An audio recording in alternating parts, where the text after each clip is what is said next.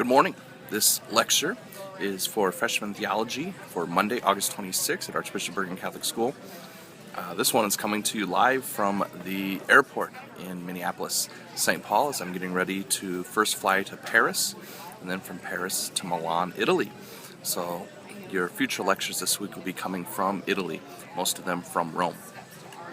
As we begin, just a quick review. Chapter 1, we talked about what it is to be a disciple. It's one thing to know, it's another thing to live what we believe. As we began chapter 2 last week, Friday, and what Mr. Fieser will continue to go over with you this week, in chapter 2, it's really, how do we know God? As I mentioned on Friday, there are different ways. Some people come to know God and believe in God by the gift of faith that we've all been given. But some struggle with just faith alone. So they come to experience God through His revelations. The greatest revelation of God being His Son, Jesus Christ. But again, we can also know using the gift of reason, our minds, the gift to think that God has given us. That being said, that on Friday, I began talking about the 5 proofs of St. Thomas Aquinas, using reason alone, coming up with 5 proofs, and I asked you to just Google the 5 ways of St. Thomas Aquinas in preparation for today. Mr. Fieser will probably go through in more detail through the course of the next couple days these different proofs. The first one that I began with on Friday is actually what we call the proof or the way through efficient cause, meaning there's a first cause. Cause and effect relationships, we can keep backing up and backing up. If you remember, Jake threw me the box. I threw the box back to him, but I started backing up. Why did I throw the box? Because I was teaching his class. Why am I teaching his class? I kept going back. There's a cause and effect. So the first way that we can come to the realization that there is a God is through what we call the way of efficient cause.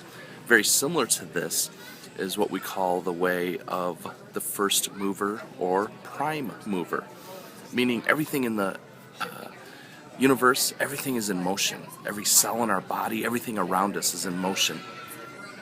However, things can't go into motion just by themselves. Something has to be the prime mover, the thing that pushes something to start the movement. So going back to the example of Jake and I throwing the box, that box went through the air because Jake was the prime mover and he threw it. It was his energy that pushed the box through the air, and vice versa when I threw it back.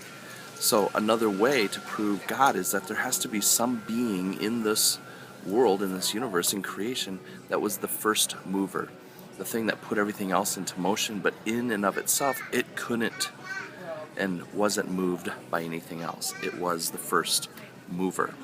Now, the other 3 ways are a little more complicated,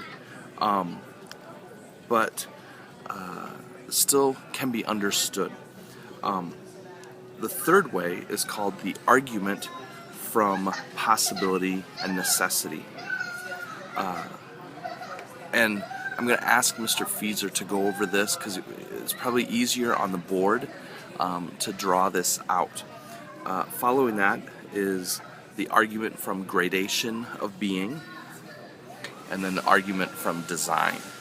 So throughout these next days, we're going to go through these more specifically.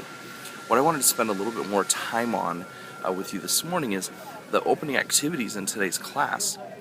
Hopefully you see that people, every one of us, every one of you sitting in this classroom today is at a different point in their relationship with Jesus Christ. They're at a different point in their relationship with their faith.